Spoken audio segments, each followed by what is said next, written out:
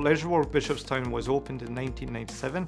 It's a large leisure facility with a mixture of activities, 3 swimming pools, a couple of gym areas, exercise studios, AstroTurf pitches.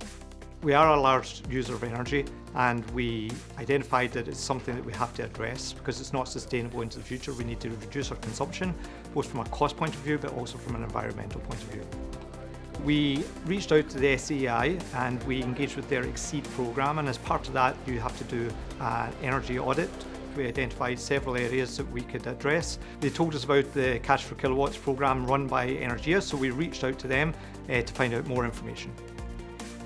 So the work we had done were in 4 key areas: the pool air handling, the pool plant room optimisation, our pitch floodlighting and our building management system. So by introducing a new air handling system with heat recovery, we were able to reduce our energy cost by about 50% in that area alone.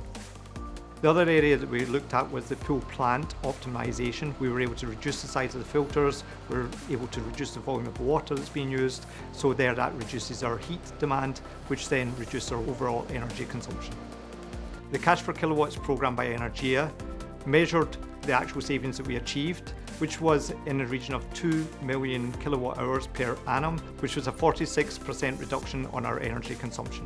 As a result of the upgrades, our customers are experiencing better quality air conditions, better quality water conditions, better quality lighting on the AstroTurf pitches. Overall, a much more comfortable environment for them to come and exercise. If you're a business considering an energy efficiency upgrade, then I would definitely recommend looking at the Cash for Kilowatts programme with Energia, because we found that very straightforward, very easy project to be part of, and it was very beneficial from a financial and environmental point of view.